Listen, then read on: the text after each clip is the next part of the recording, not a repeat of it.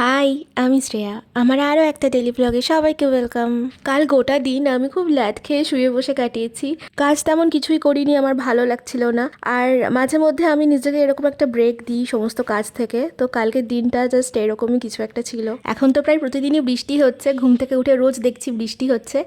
But কালকে উঠে দেখলাম যে একেবারে শরতের আকাশ। বৃষ্টি আমার ভালোই লাগে, কিন্তু রোজ রোজ বৃষ্টি একটু একঘেয়েই লাগছিল।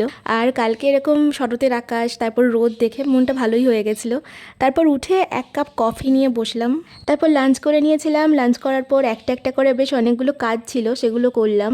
প্রথমে যেটা করেছিলাম, আগের দিনে যে ক্লে দিয়ে ছোট ছোট খাবারগুলো বানিয়েছিলাম, ওটাতে তো রেজিন ছিল। তো রেজিনটা শুকোনোর জন্য ব্লু ল্যাম্পের নিচে দিলাম ওটা, কারণ রেজিনটা পুরোপুরি শুকানো দরকার, না হলে খুব বিচ্ছিরি একটা ফিনিশিং লাগবে, দেখতে খারাপ লাগবে।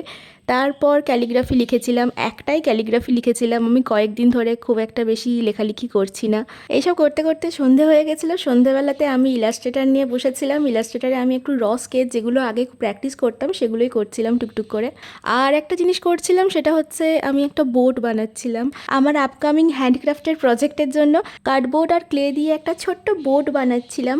তারই মেজারমেন্টগুলো আর কোনটা কোন দিকে যাবে, কিভাবে কি ডিজাইনটা হবে, সেটারও একটা র স্কেচ করে নিচ্ছিলাম। কাজটা করছিলাম, বেশ কড়া করে একটু দুধ চা বানিয়েছিলাম সেটা খেতে খেতে। আর তারপর কাজটা কমপ্লিট হওয়ার পর ডিনার করে নিয়েছিলাম। ডিনারে ছিল চিকেন সেদ্ধ।